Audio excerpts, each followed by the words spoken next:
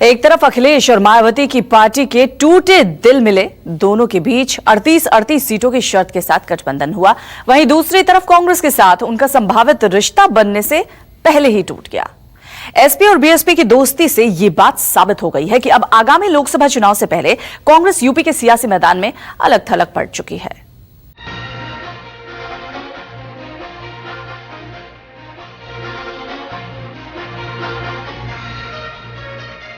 Cycle से हाथी का याराना,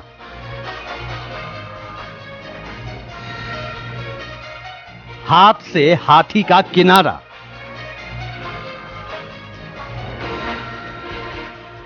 राहुल से टीपू ने मुंह मोड़ा।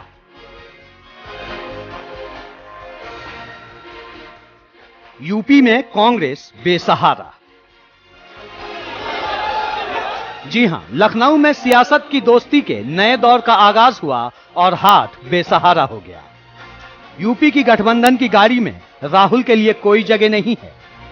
समाजवादी पार्टी और बीएसपी के बीच सीटों का जो बंटवारा हुआ है, उसके मुताबिक यूपी में कुल 80 लोकसभा सीटें हैं, जिनमें समाजवादी पार्टी 38 सीटों पर चुनाव लड़ेगी, जबकि बीएसपी भी इतनी ही सीटों पर मैदान में उतरेगी।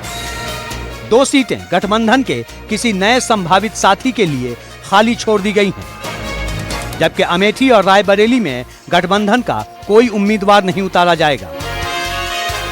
अमेठी व रायबरेली ये दोनों लोकसभा की सीटें हमने कांग्रेस पार्टी के साथ बिना कोई गठबंधन किए हुए ही इस पार्टी के लिए छोड़ दिए हैं, ताकि बीजेपी के लोग इन दोनों सीटों पर कांग्रेस पार्टी की संरक्षक व इनके अध्यक्ष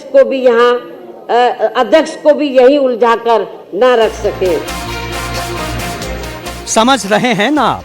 अमेठी और रायबरेली में कांग्रेस को वॉक ओवर देना मंजूर, लेकिन कांग्रेस के साथ गठबंधन नामंजूर।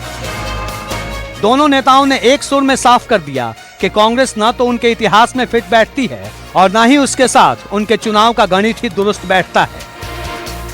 इसलिए हाथ न हाथी को फूटी आंख सुहाया और न ही साइकिल उसे खुद पर सवारी देने को तैयार हुआ।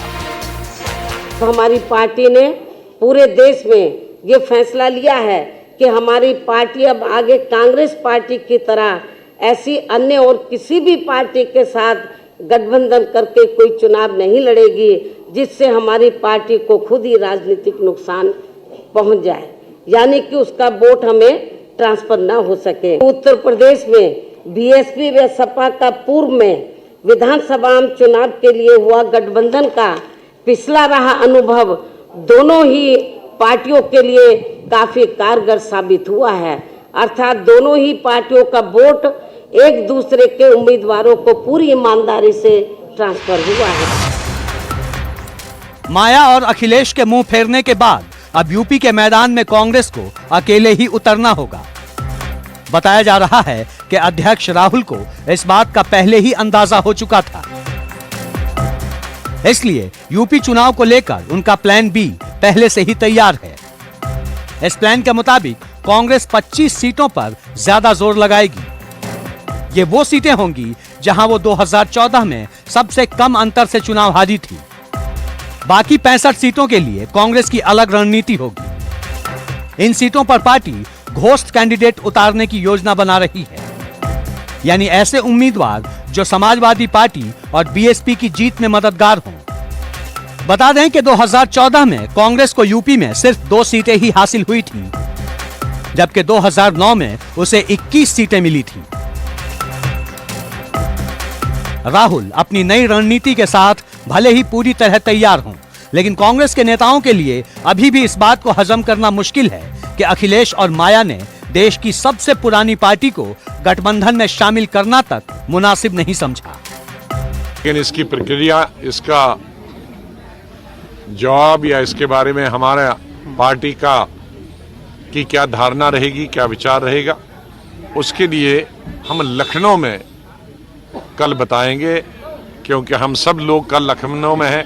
देखिए, ये अवसरवादी लोगों का हताशा भरा अलायंस है, जिनकी न कोई नीति है, न कोई नेता है, न देश के लिए कोई कार्यक्रम।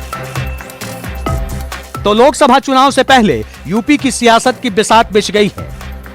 पहले इस मुकाबले को मोदी वर्सेस ऑल माना जा रहा था, लेकिन बदले सियासी हालात में अब लड़ाई त्रिकोणीय होती दिखाई दे रही है। कुछ भी हो, इतना तो तय है कि यूपी के नतीजों का दिल्ली की सियासत पर बड़ा असर पड़ने वाला है। लखनऊ से अशोक तिवारी के साथ मानस श्रीवास्तव, न्यूज़ 24।